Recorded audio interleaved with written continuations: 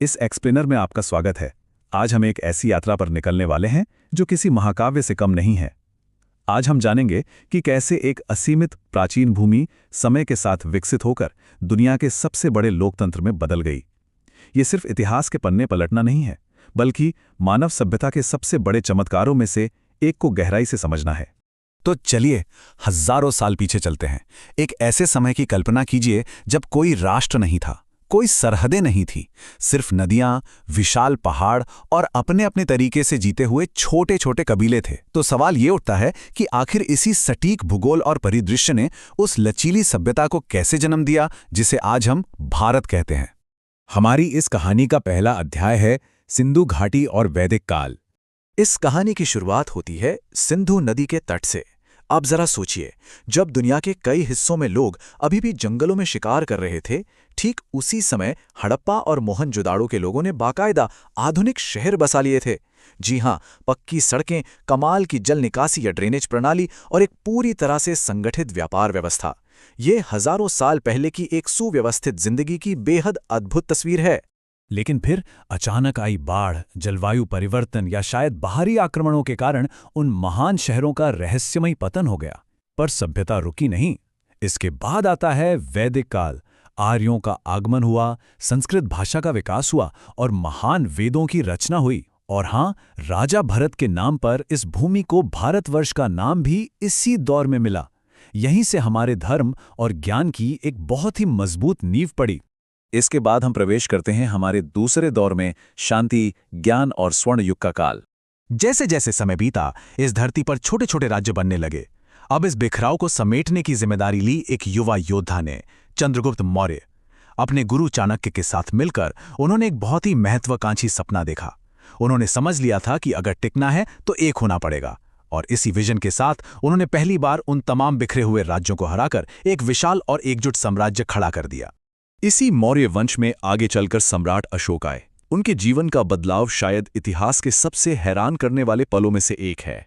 एक तरफ वो क्रूर अशोक थे जिसने विनाशकारी कलिंग युद्ध लड़ा, जहां लाखों जानें गईं, और दूसरी तरफ युद्ध के मैदान में उस तबाही को देखकर उनकी आत्मा इस कदर कांप उठी कि अपार शक्ति होने के बावजूद उन्होंने हमेशा के लिए तलवार छोड़ दी और पूरी दुनिया में शांति और बौद्ध धर्म का संदेश फैलाना शुरू कर दिया। और उनके उस ऐतिहासिक फैसले का असर आज भी हमारे बीच है। आधुनिक भारतीय झंडे के बिल्कुल बीचों बीच मौजूद अशोक चक्र कोई साधारण डिजाइन नहीं है। ये सम्राट अशोक के उसी अभूतपूर्व बदलाव की याद दिलाता है। हिंसा और तलवार को छोड़कर सार्वभौमिक शांति की ओर बढ़ने का एक हमेशा कायम रहने वाला प्रतीक। शांति स्थापित होने के बाद ये भूमि वैश्विक ज्ञान का सबसे बड़ा केंद्र बन गई। जब दुनिया के कई हिस्से बुनियादी शिक्षा के लिए संघर्ष कर रहे थे, तब नालंदा और तक्षशिला जैसे विश्वविद्यालयों में दुनिया भर से लोग पढ़ने आ रहे थे।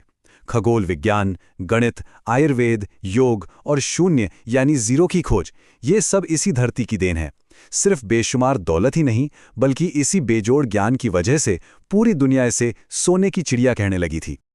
लेकिन फिर कहानी में एक नया मोड़ आता है, विदेशी आक्रमण और ब्रिटिश शासन। जाहिर है, इतने ज्ञान और अपार धन ने दूर दराज के हमलावरों का ध्यान अपनी ओर खींचा। विदेशी हमले हुए, तुर्क आए, मुगल आए। ये वो दौर था जब अलग अलग संस्कृतियां आपस में टकरा रही थीं।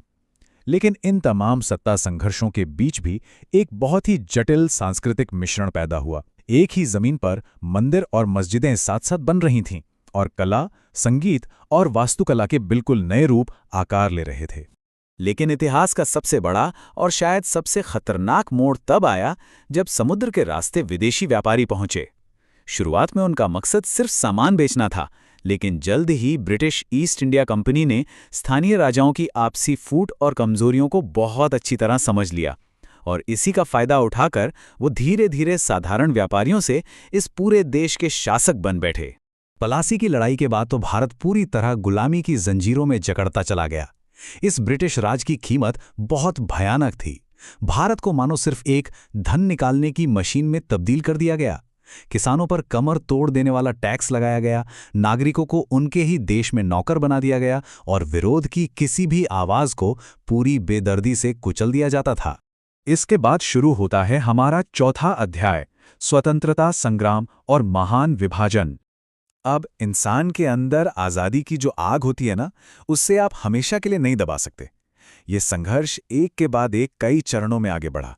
1857 में मंगल पांडे जैसे वीरों के साथ पहला बड़ा विद्रोह हुआ। फिर 1920 से 40 के दशक में महात्मा गांधी ने अहिंसा को एक अचूक हथियार बनाकर कई शक्तिशाली आंदोलन चलाए। साथ ही भगत सिंह और सुभाष चंद्र बोस जैसे सशस्त्र क्रांतिकारियों ने भी इस आग को तेज रखा और आखिरकार 1947 में देश को आज़ादी मिल ही गई।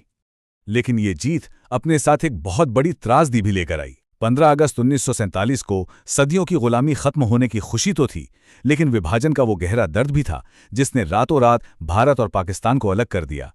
लाखों लोग बेघर हो गए, घर उजड़ गए और अनगिनत जानें गईं। ये एक ऐसा घाव था जिसकी टीस आज भी महसूस की जा सकती है। और अब हम पहुंचते हैं अपने अंतिम और 5वें पड़ाव पर, आधुनिक भारत, एक जीवंत सभ्यता। अब एक नए स्वतंत्र राष्ट्र के सामने इस विशाल और विविध आबादी को संभालने की एक लगभग असंभव सी चुनौती थी। उस वक्त पूरी दुनिया शक की निगाह से देख रही थी कि इतने अलग अलग धर्मों और भाषाओं वाला देश क्या वाकई एक रह पाएगा। लेकिन भारत ने सभी संशयवादियों को पूरी तरह गलत साबित कर दिया। एक बेहद मजबूत संविधान बनाया गया और ये देश शान से दुनिया का सबसे बड़ा लोकतंत्र बनकर उभरा। आज का ये राष्ट्र एक बहुत ही अद्भुत विरोधाभास पेश करता है। एक तरफ इसकी जड़ें हजारों साल पुरानी हैं, जहां योग, आयुर्वेद और प्राचीन परंपराएं आज भी जीवित हैं, और वहीं दूसरी तरफ यह देश चंद्रयान जैसे मून मिशन और अत्याधुनिक रॉकेट लॉन्च जैसी तकनीकी सफलताओं के झंडे भी गाड़ रहा है। प्राचीन ज्ञान और आधुनिक विज्ञान का यह एक बहुत ही शानदार मिश्रण है। इस पूरे सफर को देखने के बाद एक बात तो बिल्कुल साफ हो जाती है कि भारत सिर्फ नक्शे पर खींची गई कुछ रेखाओं का नाम नहीं है। ये एक निरंतर चलने वाली, एक जीती जागती सभ्यता है। ये उन आम लोगों के हजारों सालों के संघर्ष, उनके तालमेल और उनके कभी न टूटने वाले हौसले की अमर कहानी है। जैसे जैसे हम इस एक्सप्लेनर के अंत तक पहुंचते हैं और अस्तित्व व नवाचार के इस शानदार यात्रा पर नजर डालते हैं, एक बहुत ही अहम सवाल हमारे सामने आता है। इतने सारे युद्धों, बलिदानों और अपार ज्ञान से सींची गई इस असाधारण विरासत को आने वाली पीढ़ियां भविष्य में किस दिशा में ले जाएंगी? खैर, ये एक ऐसा सवाल है जिस पर हम सबको सोचना चाहिए। इस एक्सप्लेनर में हमारे साथ जुड़ने के लिए आपका बहुत बहुत शुक्रिया।